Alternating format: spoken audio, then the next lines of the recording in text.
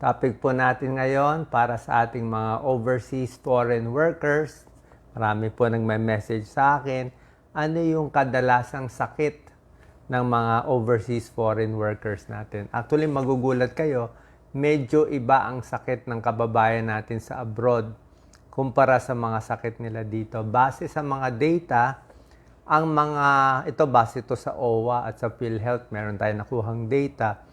Ang pinaka-common na sakit, iisa-isahin natin mamaya, yung mga nakukuha ng mga OFW natin, reproductive, mga UTI, problema sa tiyan, sa puso, sa diabetes, sa baga, at lalo na sa mental health problem.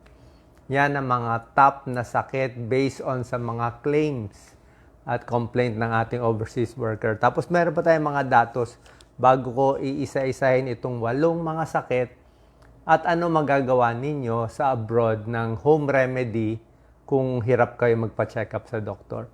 Marami daw kasing mga kababayan natin sa abroad, depende sa bansa. Minsan trabaho daw nila up to 10 hours a day. So sobra hirap daw. At minsan yung mga bahay nila, meron namang komportable yung bahay, meron din poor living conditions, baka maliit ang kwarto, walang titirahan, 'di ba? Hirap sila makahiga. Yung iba pang kababayan natin sa abroad, 2 ang trabaho, double job o 3 job. Nagpa-part-time pa sila. Tapos padala pa sila ng pera dito, konti na lang naiiwan sa kanila doon. At ang problema, pag nagkakasakit ang ating overseas worker, syempre mental health problem, hindi rin nagkukwento din sa mga pamilya nila dito, ayaw nila mag-worry. At base sa datos, karamihan hindi nagpapacheck sa doktor at nagse-self-medicate na lang, sariling imbento ng gamot. Yan ang sariling inom ng gamot kung may gamot na nabibili.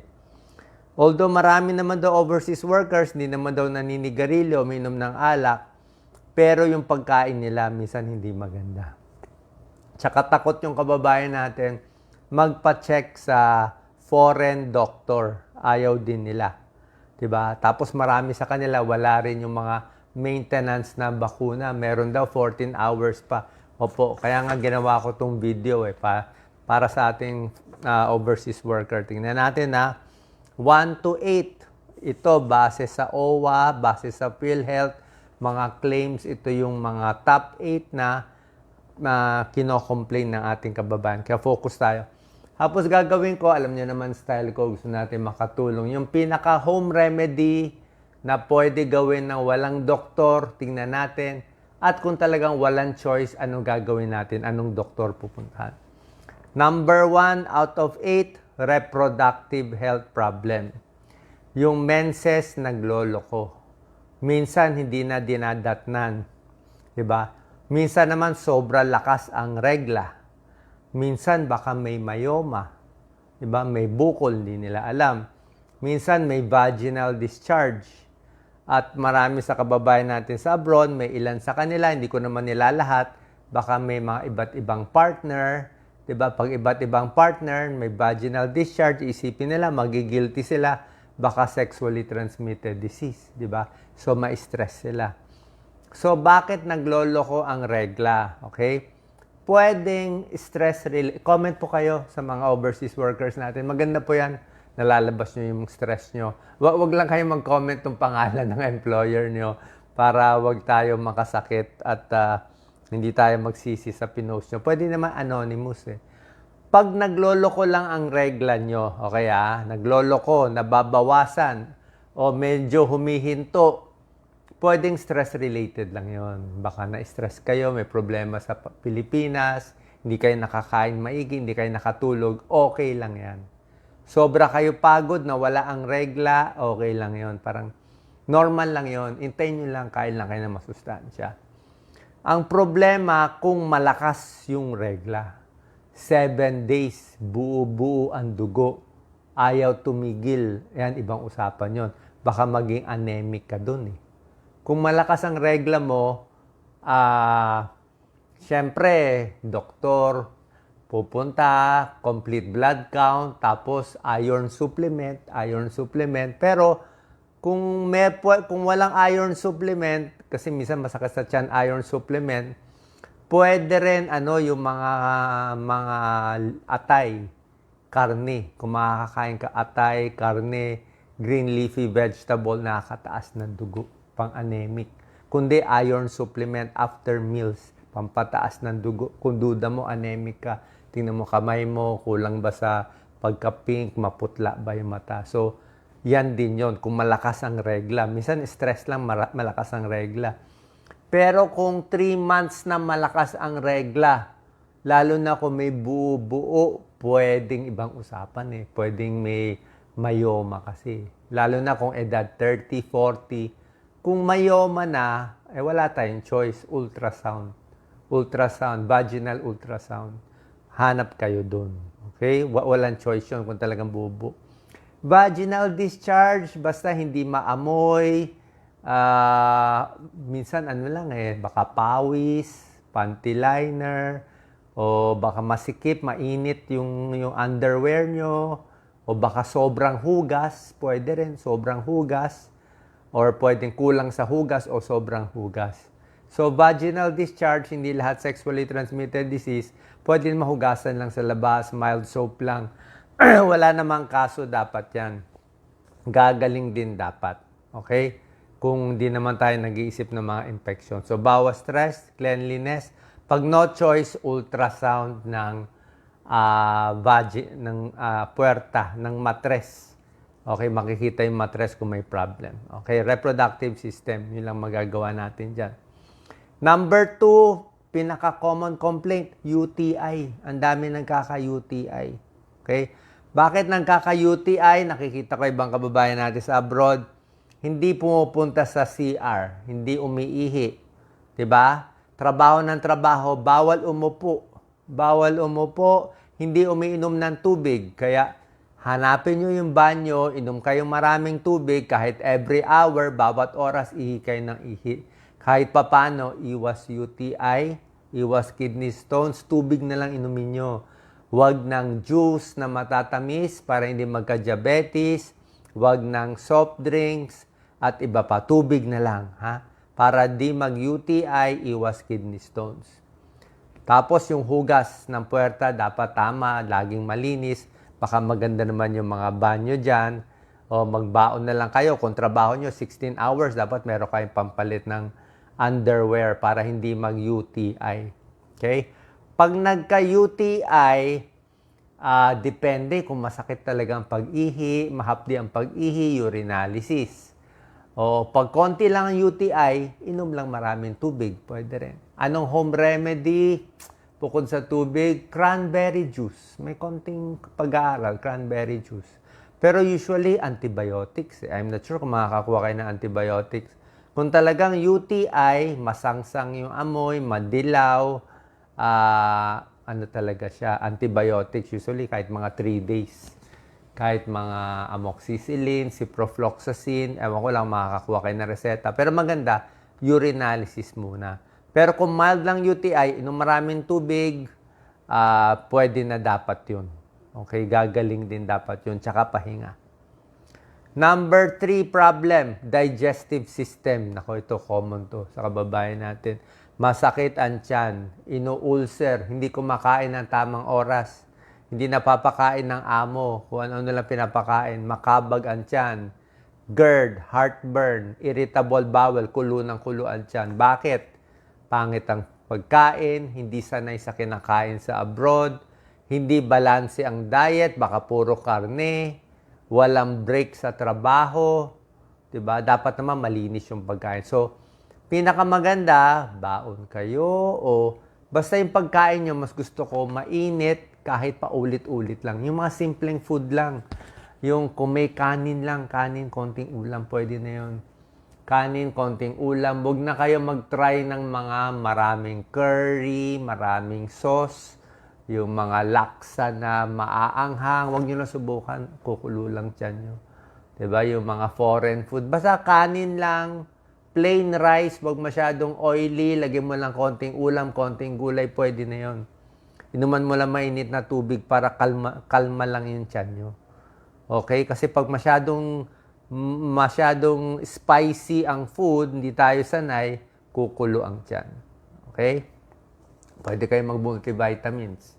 Isang multivitamin, bilhin na lang kayo sa health store para kung may kulang sa nutrition ninyo. Yung mga prutas, kung may makuha kayong prutas, apple, orange, pwede rin naman yan. After meals, mas maganda. Number 4 out of 8 problem, common endocrine system. Anong endocrine? May iba nagkaka-PCOS, polycystic ovary syndrome. May iba diabetes. Diabetes, pwede rin. Stress, hindi makatulog, baka may exposure sa mga toxin, kulang sa check-up, baka tumataba. Minsan yung iba tumataba naman, kakakain sa ibang bansa. So, tumataas ang blood sugar. O pag nag-overweight, minsan nagpipikos din. Okay, so yan yung mga endocrine system. Diabetes, blood sugar. Baka makahanap kayo pang test ng blood sugar. Pwede rin yan. Self-test lang yon. PCOS, huwag magpapataba. Huwag din payat, tama-tama lang. Tama, correct weight at tulog. Pilit tulog. Kaya, ibang kababayan natin kasi masyado masipag. Kayo mayan, mga nagko-comment, 2 trabaho, 3 trabaho, padala ng padala dito. Pwede na yung 10 hours work, pahinga nyo na. Huwag nyo na ipilit kasi kailangan ng tuition ng bata. Magkakasakit kayo. Sayang din, di ba? Malaki nga kita mo, 16 hours work, pero pag age 45, may sakit ka na, uuwi ka na rin dito. Ay mas maganda maliit sweldo mo, umabot ka ng 60 years old o 65 years old nagtatrabaho. Mas may kita. So, endocrine system, tama lang timbang. Ito, number 5 out of 8. Sakit sa puso. Yan. Pag edad 45, 50, marami na yan. Heart disease, high cholesterol, high blood, umpisa na yan, high blood. Heart attack, palpitation, humihina ang puso. Bakit? Overwork. Sobra trabaho. Baka maalat ang kinakain. Puro fast foods. Puro hindi yung may exercise kayo, baka iba yung lifestyle eh. O baka napagod kayo masyado. Mainly, stress eh. Baka mental stress. Kakaisip dito. Di makatulog, iyak ng iyak, natatamaan din yung puso. Diba? Pag mental health problem, pati puso apektado, sumasakit ang dibdib. So, para alagaan ang puso, syempre, mga healthy foods, diba? Nasabi ko, lakad-lakad, exercise. Tsaka hindi ko rin gusto yung mga laging nakatayo. Nakita ko yung iba, bawal umupo eh. Pwede kayo bumili ng compression stockings. Ako lagi ako ng compression stockings for the past 10 years. Yung masikip na. Punta kayo sa health store, meron dyan compression stockings. Bili mo na kayo nung light lang, mga 15 to 18, pakinggan nyo 15 to 18 millimeters mercury. Mga ganun lang ang sikip. 15 to 20, 15 to 18, mild yun. Pag nasanay kayo, itaas yun ng 20 to 25 millimeters mercury yung sikip ng compression stockings mo. Pang varicose veins, pang manas, para hindi magbuo ang dugo. Yung akin, ang taas na ng pressure ko. 30 to 40 millimeters mercury ang suot ko. Masyado mabigat na yun sa inyo. Paakyat na paakyat po yan. Okay? So, compression stockings, yung masikip, sinusuot buong araw habang nagtatrabaho. Sa gabi, tinatanggal. Tapos, imamassage lang yung paa. Okay? Para sa puso. Okay din yan. Para sa ugat. Number 6, out of 8, sakit sa baga. Pwede rin. Meron daw kasi yung ibang kababayan natin sa abroad, exposed sa, walang hangin daw yung tinatrabahuhan nila. Poor ventilation, masikip ang living space, o sa mga lalaki, actually pambabaeng overseas workers, sa mga lalaki, more baga. Baka walang protective equipment, mga may fume, may usok, may chemical, may dust, kayo, cramp, sikip-sikip kayo, magkakasama kayo 4 sa isang kwarto, nagkakahawahan ng mga sakit, may naninigarilyo, mausok, o baka may mga gas dyan, pwede masira baga. Ubo, emphysema, bronchitis, pulmonya, yan yung mga problema sa baga. Tigil sigarilyo. Kailangan nyo more maganda yung hangin. Number 7 out of 8, ito talaga number 1 problem. Sige. Ito talaga number 1 problem. Tinitingnan ko yung comments. Ito daw, number 1 problem, mental health problem. May nagsabi sa akin, within 6 months daw eh. Marami. Nagkakaroon ng mental health problem, merong 6-month problem. Pag 6 months daw, kung tunay 6 months daw sa abroad, nagkaka-anxiety, depression, stress, family isolation, di ba? Selos, financial concern, napaparanoid na yung utak. Di ba? Minsan naghahanap ng ibang partner. Ngayon nagsabi nga sa akin, may partner pang Pilipinas lang, may partner pang abroad lang. Ayoko naman mag-comment pero parang mali, di ba? Parang mali kasi may conscience tayo mga kababayan nating Pilipino, di ba? Iba pa rin yung mahirap pa rin yung may guilty may guilt nasa sa inyo. Nasa sa inyo, pero sa akin mas maganda maayos. Maraming simbahan sa abroad. Isa punta kayo sa simbahan o punta kayo sa park, di ba? O meron kung anong ginagawa ng iba, okay din. So anxiety, depression, stress, syempre, dapat relaxation, yung pahinga nyo, bawasan konti kakaisip dito. At minsan naman, okay lang minsan medyo selfish. Medyo pansarili na tayo. Pag humihingi yung anak natin, asawa natin, pinsan natin, kaibigan, kamag-anak, di ba sabihin, no, wala na I mean, ang sweldo ko, let's say, 25,000 pesos, 30,000 pesos lang, bibigay pa. Diba? Kung magkasakit ka dyan, di lalong wala silang source. Diba? Tiis na lang talaga. Baka gusto pa private school o gusto pa mamahaling gamit, diba? Minsan maganda rin yung walang pera. Maganda rin yung walang pera masyado dito, mapipilitan sila trabaho. Anxiety, depression, nakwento ko naman sa inyo, diba? Wag lang sobrang lala. Pwedeng vitamin B complex, yun pa rin, pagkain pa rin, healthy food, saging, pampasaya, blueberries, kung may blueberries, strawberry, pampasaya din yan. Pero syempre, kung malala na yung mental health problem, pupunta sa psychiatrist or consult tayo. Bago ko puntahan yung number 8, diba? Ito lang, explain ko lang Pwede ba magpatingin sa foreign doctor? Yan ang laging narinig ko. Ayoko magpatingin sa doktor na foreigner, wala akong tiwala, wala akong believe dito sa abroad. Gusto ko, hihintayin ko, uwi ako sa Pilipinas, kababayan nating Pilipinong gagamot. Okay? Lalo na kung may myoma o operahan, may sakit sa puso, may diabetes, kailangan ng insulin, may pulmonya. Para sa akin para sa akin po, kung makikinig kayo sa akin, okay lang magpa-check up sa foreign doctor. Hindi ako naniniwala na pag foreign, siguro baka hindi kayo nakakapag-usap, hindi ganun kabait, o baka binabaliwala tayo, o baka may discrimination. Pero para sa akin, imposible hindi ka pagalingin. Pag may UTI, bibigyan ka pa rin naman talagang tamang gamot. Simple lang naman yun May UTI ka, may pulmonya ka, re-reseta lang siya ng antibiotic, inumin mo lang 1 week. So, walang explain. O medyo salbahe pagkabigay, okay lang yun. Kunin mo na yung gamot, kailangan mo yung gamot So, wala akong problema sa foreign doctor kung sinasabi nyo tunay na masungit. Or let's say, appendicitis o myoma, kailangan operahan, okay na yun. Kasi imposible na hindi nila gagalingan. Kasi pag hindi ka gumaling, nakakausap ko yung iba sa abroad na doctor. Pag hindi ka gumaling, lagot sila O lagot sila, nagpa-check sa'yo, nagpa-check dun, tapos hindi sila gumaling. Sila rin masisira Masisira, makarecord ito, inoperahan, hindi gumaling. O di sila masisira, matatanggal sila sa ospital. Mahirap yung maghihintay ka pa, uuwi ka pa sa Pilipinas, mahirap dito gamutan. Unless marami kang pera, unless private hospital gusto mo sa Pilipinas, mahirap po dito. Mahirap makahanap ng maganda na mura. Diba? Kaya pag nandiyan kayo sa abroad, nasaan pa man, dati nga may tumawag sa akin taga-Japan papalitan na yung heart valve niya, 2. Ayaw magpa-opera, kakausapin daw muna ako. Kaya sabi ko, sige, pa-opera ka na. Biro mo, libre yung 2 valvula sa puso sa Japan. Nagulat ako, libre. Dito, abutin ka 500,000 up to 1 million. Uwi daw siya dito. Sabi ko, may 1 million ka ba dito?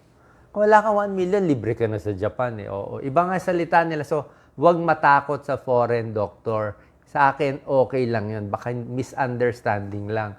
Pero kung makakahanap kayo ng Pinoy na doktor, like say sa US o sa ibang bansa, kung may Pinoy, di mas maganda. Di ba? Mas maganda. Pero I don't think gagawa siya ng mali. Isa pa, kung may libreng check-up kayo dyan, baka meron kayong once every 3 months na free check-up, okay na yun. Pila kayo sa public hospital sa abroad, alam ko may pila na kayo. Sayang din yun.